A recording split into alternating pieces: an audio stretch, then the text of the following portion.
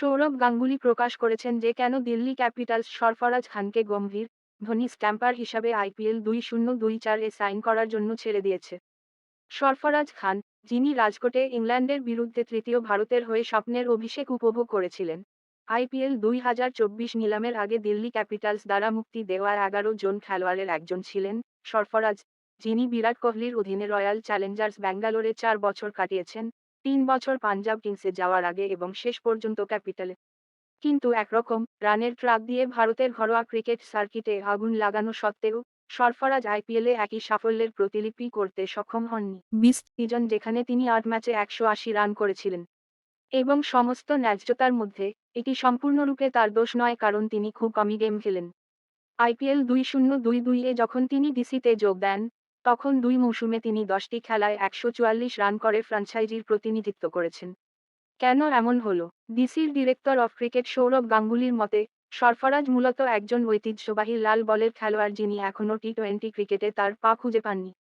এটি তার মুক্তির জন্য একটি গুরুত্বপূর্ণ কারণ ছিল। আমি মনে করি সে 5 দিনের খেলোয়াড়। তার খেলা তার জন্য উপযুক্ত। টি-20 একটি ভিন্ন ফরম্যাট এবং ঘরোয়া ক্রিকেটে তিনি যে পরিমাণ রান করেছেন, রঞ্জি ট্রফি এবং অন্যান্য প্রথম শ্রেণীর খেলায় তা অসাধারণ। এবং যেমন তারা বলে, আপনি যদি রান করেন, তা নষ্ট হয় না, গাঙ্গুলী রেবস্পোর্টসকে বলেন। ডিসেম্বরে যখন আইপিএল 2024-এর নিলাম হয়েছিল, সরফরাজ মূল মূল্য 20 লক্ষ আশ্চর্যজনকভাবে অবিকৃত হয়েছিল। কিন্তু রিপোর্ট যদি বিশ্বাস করা হয়, ইংল্যান্ডের বিপক্ষে জোড়া অর্ধশতক করার পর তার ভাগ্য বদলে গেছে। প্রথম ইনিংসে সরফরাজ একটি ব্লিটজক্রিক তৈরি করেছিলেন, 48 বলে একটি হাফ সেঞ্চুরি করেছিলেন এবং রবীন্দ্র জাদেজার সাথে 77 রানের জুটি গড়েছিলেন এবং দুর্ভাগ্যবশত 62 রানে আউট হওয়ার আগে তিনি এটিকে অনুসরণ করেছিলেন। দ্বিতীয় ইনিংসে তিনি আরও একটি দ্রুত ফায়ার 50 করেছিলেন, ইংল্যান্ডের সামনে 557 রানের কঠিন লক্ষ্য। কিন্তু আনন্দবাজার পত্রিকা গত মাসে জানিয়েছে যে 3টি ফ্র্যাঞ্চাইজি 27 বছর বয়সীকে বোর্ডে নিতে আগ্রহী।